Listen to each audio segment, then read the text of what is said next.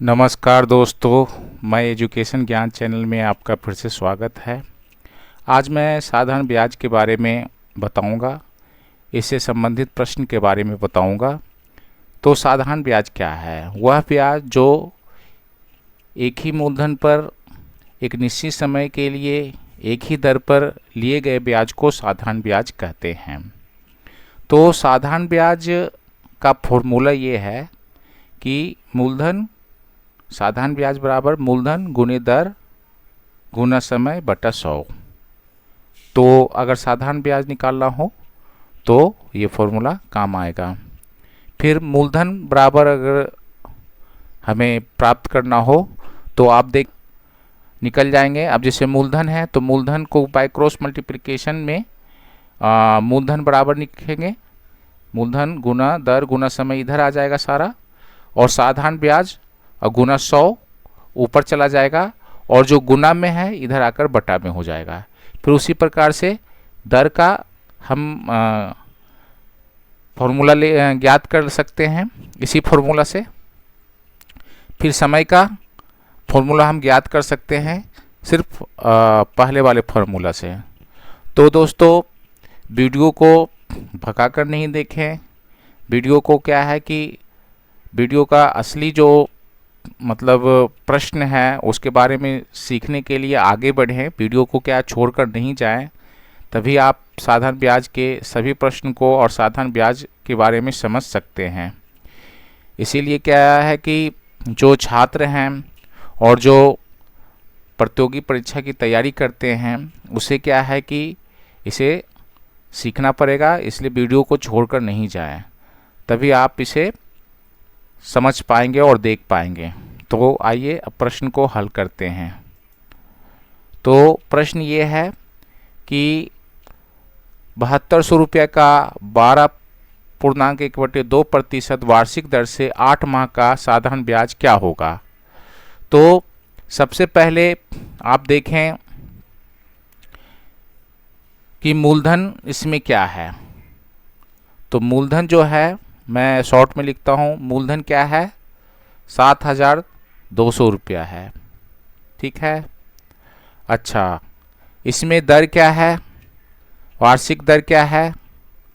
दर जो है वो है 12.1/2% है। तो आप इसे 12 दूनी 24 1 25 25/2 लिख सकते हैं। ठीक है। अब समय क्या है? समय जो है वो 8 माह है। 8 माह है। तो क्या ये 8 माह से हम इसे हल कर सकते हैं? नहीं हल कर सकते, क्योंकि वार्षिक दर है। तो वार्षिक दर है तो 8 माह को हमें क्या है, वर्ष में बनाना पड़ेगा। तो वर्ष में बनाने के लिए हमें क्या करना पड़ेगा, इसे 8 माह को 12 से भाग देना पड़ेगा। ठीक है। तो ये क्या है, वर्ष हो जाएगा। ये वर्ष हो जाएगा। माह को वर्ष में बनाने के लिए इसे 12 से भाग देना पड़ेगा। अब 12 से क्यों भाग देंगे, क्योंकि एक वर्ष में 12 महीना होता है, इसलिए 8 माह को 12 से हम भाग देंगे। ठीक है। अब साधारण ब्याज क्या होगा? तो साधारण ब्याज बराबर होता है, साधारण ब्याज बराबर होता है, मैंने फॉर्मूला लिखा रखा है, मूलधन गुना दर गुना समय बटा 100। ठीक है। तो मूलधन का मान क्या है, 7200 है। दर का मान क्या है, 25/2 है। ठीक है। और समय का मान क्या है, 8/12 है। ये मैं सारा सारे मान को इस फॉर्मूले पे पुटअप कर रहा हूँ। जैसे मूलधन है तो मैंने मूलधन को लिख दिया, दर है तो मैंने दर को लिख दिया। ठीक है। समय है तो समय यहाँ पे है, देखें 8/12 को लिख दिया, और ये बटे में 100 भी है तो 1/100 लिख दिया यहाँ पर। ठीक है। 2 जीरो, ये 2 जीरो कट जाएंगे, एक बचेगा यहाँ पे। फिर बर का 12, 12 24, बढ़ती 36, 12 चक 48, 12 पचे 60, 12 चक 72, 12 छक 72, बर का 12 और 12 चक 72, 12 पचे 60, 12 छक 72, 6 बार में कट जाएगा ये। और नीचे 2 चक 8, ठीक है। तो अब ये 6 आया तो 6 लिख दिए, गुना में 100 आ रहा है, सॉरी 100 तो ऊपर वाला है, तो गुना 25 आ रहा है तो 25 लिख दिए, ठीक है। और ये गुना में 4 आ रहा है तो 4 लिख दिए, ठीक है। तो आप देखें 25 का 100 होता है तो 100 लिखें, गुना 6 बच गया तो 6 गुना 100 बराबर 600 रुपया। तो ये साधारण ब्याज हल करते हैं। 1250 रुपया का 14% वार्षिक दर से 219 दिन का साधारण ब्याज क्या होगा। तो सबसे पहले देखें मूलधन कितना है। मूलधन जो है वो 1250 रुपया है, ठीक है। और दर क्या है, दर जो है 14% है। ये हमेशा क्या है कि जितने भी इसके मान हैं उसे आप एक बार ज़रूर लिखें ताकि मान को फॉर्मूला में पुटअप करने में आसानी होगी। जब आप पढ़ोगे तो थोड़ा कन्फ्यूजन होती है, लेकिन आप जब सामने सामने लिख दोगे तो आपके लिए आसानी होगी, ठीक है। और समय कितना है, समय जो है वो है 219 दिन है, ठीक है, 219 दिन है। तो क्या भाइयों ये 219 दिन ऐसे फॉर्मूला में पुटअप करना सही है? नहीं सही है, क्योंकि ये जो है वार्षिक दर जो है 14% है। 14% वार्षिक दर है, वो ये वार्षिक है, जबकि ये दिन में है। तो दिन को वर्ष में बनाना पड़ेगा। तो दिन को वर्ष में बनाने के लिए एक साल में 365 दिन होते हैं, तो 219 को हम भाग में बटा में 365 करेंगे, तभी ये वर्ष में आएंगे। तो ये क्या हो जाएंगे 219 बटा 365 वर्ष हो जाएंगे, ठीक है। अब इसको फॉर्मूला में पुटअप करना पड़ेगा। तो साधारण ब्याज बराबर होता है, साधारण ब्याज बराबर होता है मूलधन गुना दर गुना समय और बटा 100। तो मूलधन कितना है, मूलधन देखें 1250 है तो 1250 लिख दिया। फिर दर कितना है 14% है तो 14 लिख दिया। गुना समय कितना है 219 बटे 365, ठीक है। और ये 100 है तो गुना 1 बटे 100 लिख देते हैं, ठीक है। अब 219 और 365 को कैसे काटेंगे, तो आप देखें ये 73 बार में कटेगा। 73 को आप 5 से गुना करें तो 5 15 और 5 से 5 7 35, 1 36 होता है, ठीक है। ये 5 बार में कटेगा। 73 को 5 बार पढ़ेंगे और 73 को 3 बार अगर पढ़ते हैं तो 3 तिहाई 9 और 7 तिहाई 21। तो 73 से अगर हम इसे काटेंगे तो ये 3 बार में कटेगा और ये 5 बार में कटेगा, ठीक है। अब 25 चक्का 100 और 25 पचे 125 होता है और एक जीरो बच जाता है। तो आप फाइनल इसे फिर से लिखें 50।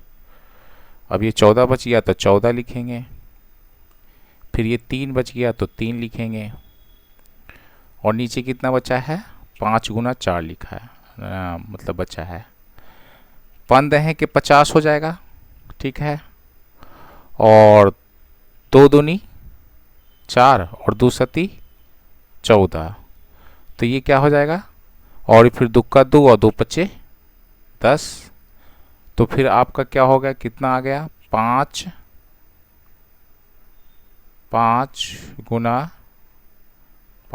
गुना 7, ये 7 है और गुना ये 3 बचा और ये 3, तो कितना हो जाएगा? 7 या 21 गुना 5 होगा, तो 5 का 5 और 5 दूनी 10, ये इतना। और तो इसको 5600 रुपये का 16% वार्षिक दर से 4 अप्रैल से 16 जून तक का साधारण ब्याज क्या होगा? तो मूलधन देखें, इसमें क्या लिखा हुआ है। मूलधन जो है वो 5600 रुपया है, दर जो है वो 16% है, समय है 16 जून, 4 अप्रैल से 16 जून, तो 4 अप्रैल है। तो आप देखें अप्रैल में 30 दिन का महीना होता है, तो 30 दिन में 4 अप्रैल यानी 4 दिन घटा देंगे तो 26 दिन होगा, ठीक है। प्लस अप्रैल के बाद मई आती है, तो मई में 31 दिन होते हैं, तो 31 दिन लिखेंगे, प्लस 16 जून तक है तो 16 लिखेंगे। ये पूरे दिन है, ये दिन है, ठीक है। तो समय बराबर हो जाएगा, तो आप जोड़ दे 26, 31 और 16 जोड़ दे, तो 6 1 7 और 7 और 6 13, 13 के 3 बाकी 1 2 1 2 2 और 3 5 1 6 6 1 7, तो ये मान आएगा 73 दिन, 73 दिन हो जाएंगे। तो क्या है, इसे हम दिन को वर्ष में बदलेंगे, तो वर्ष में बदलने के लिए 73 को हम 365 दिन से भाग देंगे। क्यों देंगे? क्योंकि एक वर्ष में 365 दिन होते हैं, तो ये वर्ष हो जाएंगे। तो वर्ष कितने होंगे? 73/365 दिन, 365 होंगे। अब साधारण ब्याज निकालेंगे, तो साधारण ब्याज बराबर होता है, साधारण ब्याज बराबर फॉर्मूला को लिखेंगे, तो मूलधन होता है गुना दर होता है गुना समय होता है, ठीक है। तो देखिए मूलधन कितना है? 5600 है, दर कितना है? 16% है, देखें 16% दर है, तो दर 16% हो गया। समय कितना है? समय ये है 73/365, और इसमें बटा 100 भी होता, मैं लिखना भूल गया था, तो 1/100 भी लिखेंगे, ठीक है। तो आप देखें ये 2 0 2 0 कट जाएंगे, ठीक है, और ये 73 बार में कटेंगे। 73 को 5 बार पढ़ने पे ये 365 आते हैं, 5 15 5 7 35 1 36, तो इसके जो आएंगे 56 गुना 16 गुना 1/5 आएंगे। तो इसे आप क्या है कि हल करें, 16 का 16 16 32 16 48 16 64 16 85 16 6 96 96 का 6 बाकी 9 और 16 25 80 और 9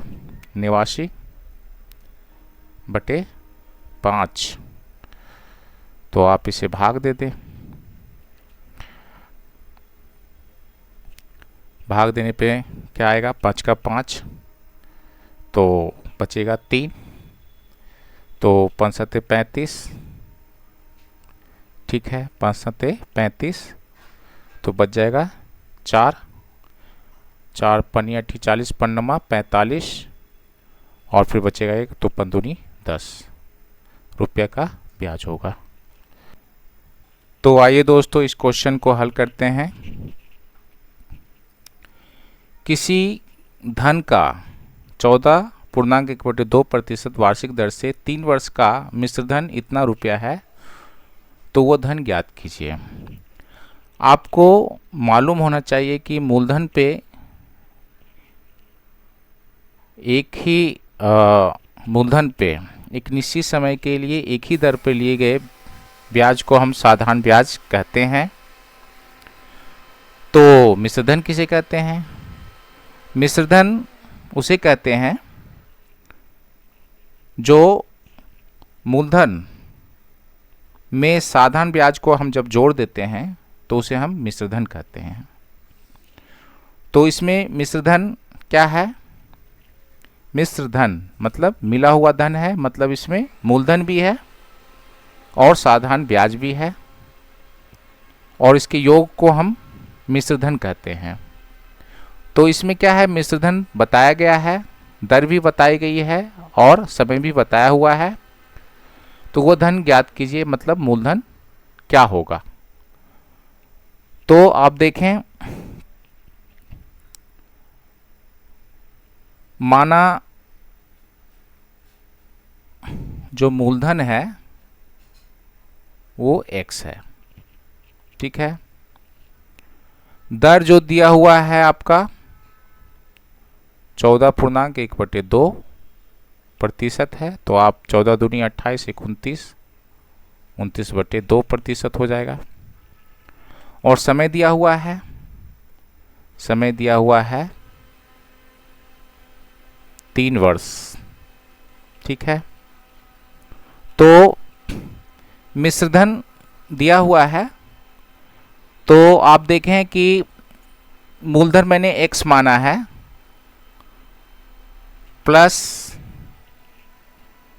साधारण ब्याज को जोड़ेंगे तभी मिश्रधन, मूलधन और प्लस साधारण ब्याज को जब हम जोड़ते हैं तो मिश्रधन प्राप्त होता है। तो मैंने मूलधन लिख दिया। अब साधारण ब्याज लिखना है, तो साधारण ब्याज का फॉर्मूला है मूलधन, तो मूलधन तो x है, गुना दर, दर आप देखें 29/2 है, 29/2 है, ठीक है। तो मूलधन x माना मैंने, मूलधन गुना दर और गुना समय, समय कितना है? 3 वर्ष है, बटा 100 होता है, तो गुना 1/100 लिख देंगे। तो आप, मैं ऐसे करता हूं, ये मूलधन लिख दिया प्लस साधारण ब्याज लिख दिया, बराबर मिश्रधन होता है, बराबर मिश्रधन होता है। तो मैंने मूलधन x माना था तो x लिख दिया, अब प्लस साधारण ब्याज का जो फॉर्मूला होता है उस फॉर्मूला पे इस मान को पुटअप कर दिया। साधारण ब्याज मूलधन x हो गया और दर 29/2 हो गया, समय 3 हो गया और ये बटा में 100 होता है, फॉर्मूला में आप देख लेना, ठीक है। और बराबर मिश्रधन होता है, मूलधन प्लस साधारण ब्याज को जोड़ने पे जो प्राप्त होती है वो मिश्रधन होता है। तो मिश्रधन का मान दिया हुआ है 7,462, ठीक है। तो आप इसे हल करते हैं, x प्लस ये हो जाएगा 29 को 3 से गुना करेंगे तो 9 × 27 के साथ बाकी 2 और 3 दूनी 6 2 8, ये हो जाएगा 87 और x से गुना करेंगे तो 87x हो जाएगा, ठीक है। और फिर ये 2 को गुना करेंगे 100 से तो ये 200 हो जाएगा, बराबर 7462। तो आप एलसीएम लेंगे तो ये 200 हो जाएगा, ये हो जाएगा 200x हो जाएगा और ये 87x हो गया, बराबर 7462। अब मैं यहाँ हल कर देता हूँ इसे। तो 200x प्लस 87, तो ये हो जाएगा 287x हो जाएगा। बाय क्रॉस मल्टीप्लिकेशन जब हम करते हैं तो ये नंबर इधर उधर चले जाते हैं, तो 7462 इंटू 200 को उधर कर देंगे तो ये 200 उधर हो जाएगा, तो x बराबर हो जाएगा 7462 इंटू 200 बटा 287।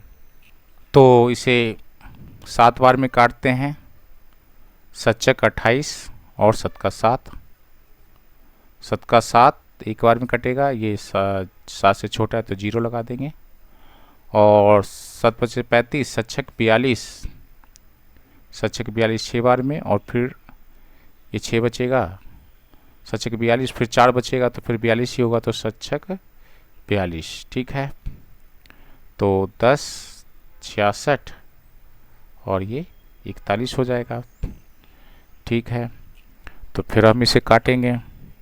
तो अब कितनी बार में इसे हम काट सकते हैं, और ये गुना 100 200 भी है, गुना 200 भी है ये।